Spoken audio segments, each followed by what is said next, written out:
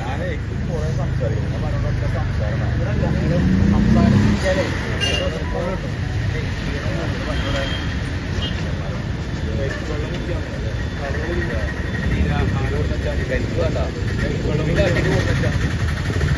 ഞാൻ പറഞ്ഞു നിരാഹാരത്തിനെതിരാണ്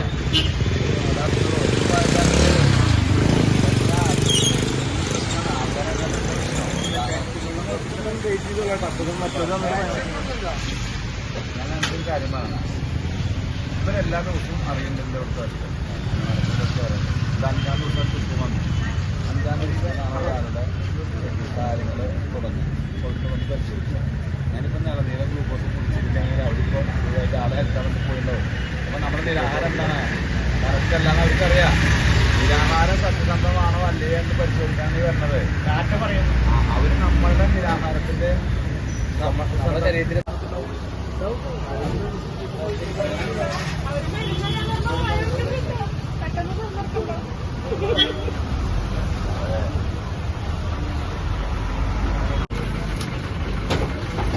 വാസി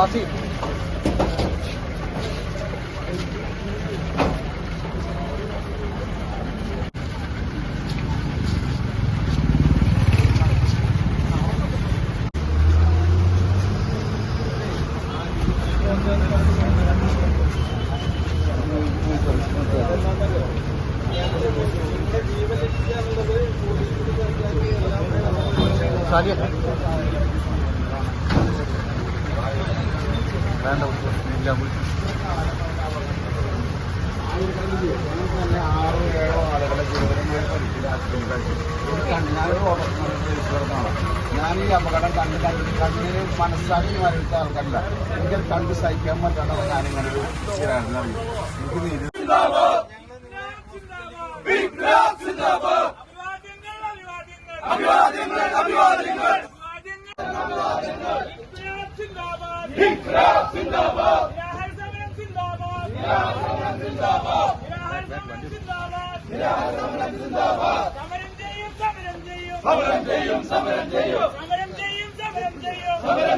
സമരം ചെയ്യും SDPI സിന്ദാബാദ്.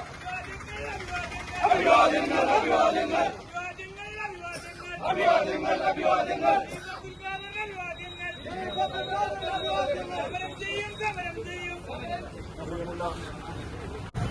നിരാഹാര സമരം ആരംഭിച്ചിട്ടുള്ളത്.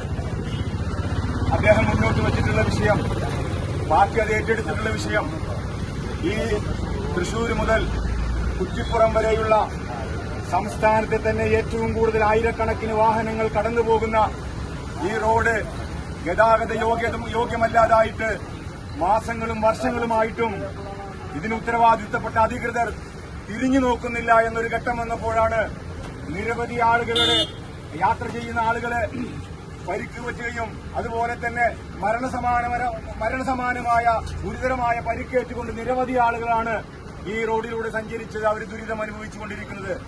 ഈ ദുരിതത്തിന് ഒരു അറുതി വരണമെന്ന് ആഗ്രഹിച്ചുകൊണ്ടും അത് കൃത്യമായി നടപ്പിലാക്കുന്നതും